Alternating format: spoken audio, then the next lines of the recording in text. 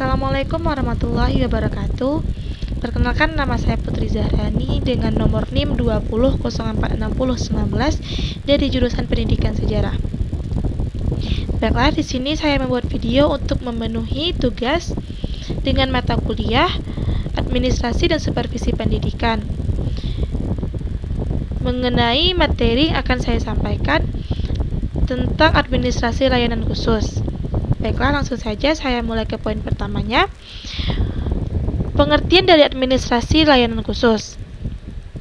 Administrasi layanan khusus adalah memberikan secara khusus atau suatu usaha yang telah terencana ataupun terprogram yang tidak secara langsung berkenaan dengan proses belajar mengajar peserta didik di sekolah ataupun di kelas, tetapi secara khusus diberikan oleh pihak sekolah ataupun pihak perguruan tinggi kepada peserta didiknya untuk peserta didik merasa lebih nyaman dan lebih merasa puas serta lebih optimal dalam proses pelaksanaan belajar mengajar.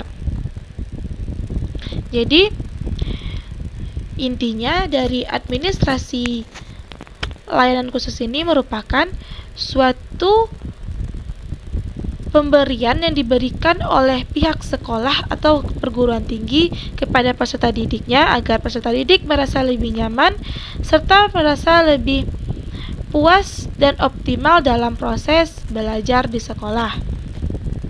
Adapun jenis-jenis dari layanan khusus di sekolah yaitu pertama adanya pelayanan perpustakaan, kedua adanya laboratorium, yang ketiga adanya UKS, yang keempat adanya kafe, dan yang kelima adanya layanan asrama, yang keenam ada sarana ibadah, yang ketujuh ada layanan koperasi, dan yang kedelapan adanya layanan transportasi, dan yang terakhir adanya toilet.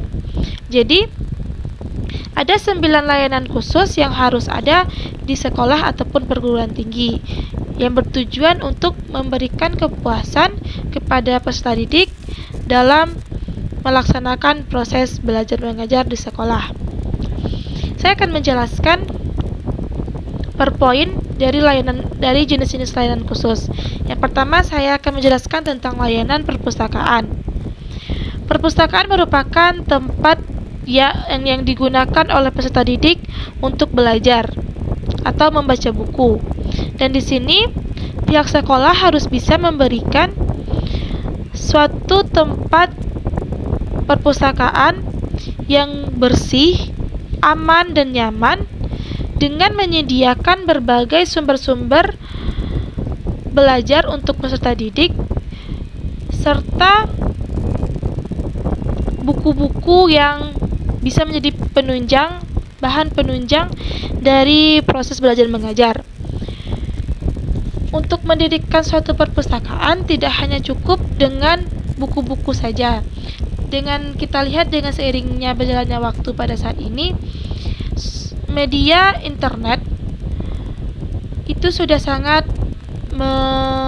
berkembang di kehidupan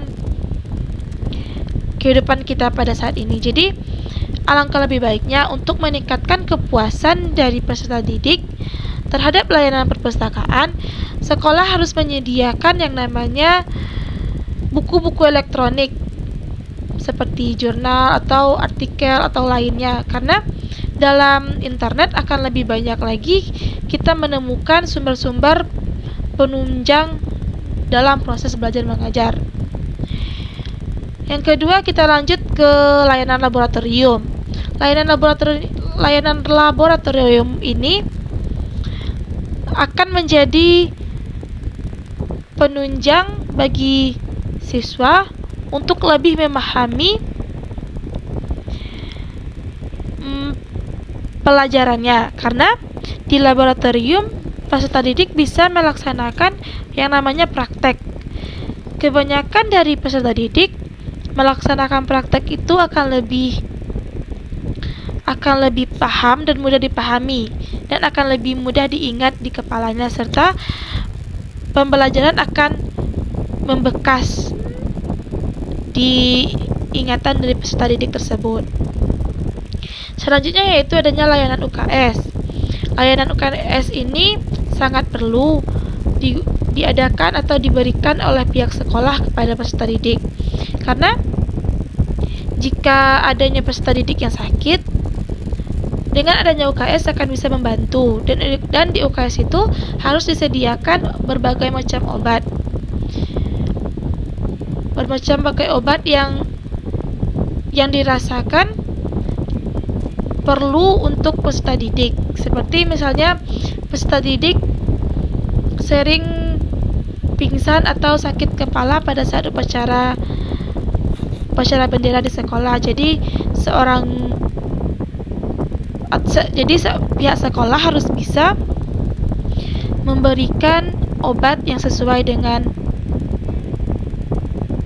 apa yang dirasakan oleh peserta didik. Selanjutnya yaitu adanya kafe. Kafe merupakan salah satu jenis layanan khusus yang diberikan oleh pihak sekolah kepada peserta didik, karena dalam setiap sekolah pasti memiliki jam istirahat, dan di jam istirahat inilah saatnya peserta didik akan mengisi perutnya dengan berbelanja, membeli makanan. Jadi kafe merupakan hal yang harus ada di sekolah untuk sebagai penunjang proses belajar mengajar di sekolah. Selanjutnya adanya layanan sarana ibadah. Sarana ibadah ini harus ada di sekolah dan tempatnya harus bersih, karena kan ibadah itu adalah proses kita dengan Sang Pencipta. Jadi pihak sekolah harus bisa memberikan layanan tempat ibadah yang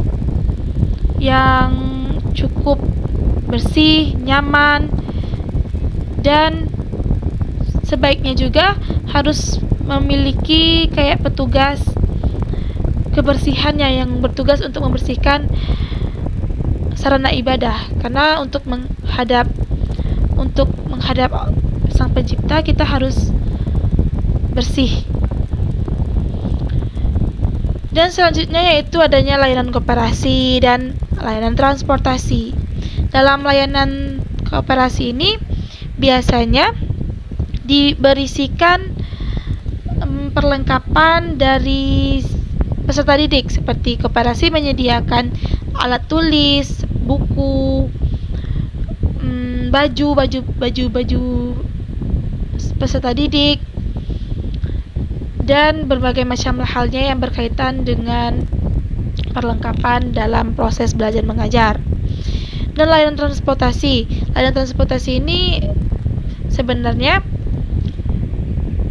masih jarang ya yang digunakan untuk sekolah-sekolah yang ada di Indonesia saat ini. Mungkin ada, tetapi tidak hampir separuh dari sekolah yang ada di Indonesia. Layanan transportasi ini bisa sangat berguna bagi peserta didik karena akan memudahkan peserta didik untuk sampai kepada sekolah. Dan dengan adanya transportasi sekolah itu kan biasanya diberi waktu untuk penjemputannya. Jadi hal ini juga akan mengurangi yang namanya keterlambatan dari peserta didik untuk proses belajar mengajar di sekolah. Dan yang sangat terpenting yang ada di sekolah adalah toilet. Toilet ini merupakan layanan yang sangat penting dalam proses belajar mengajar, karena setiap siswa selama dalam kelas itu pasti akan merasakan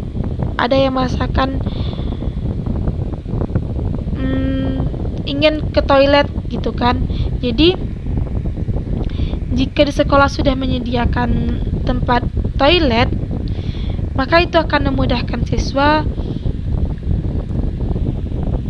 dan akan memudahkan siswa di dalam sekolah itu, dalam melaksanakan kegiatan sekolah.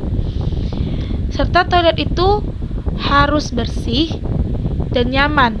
Jadi pihak sekolah pun juga harus memberikan menyediakan petugas kebersihan untuk membersihkan toilet agar toilet tetap bersih dan nyaman.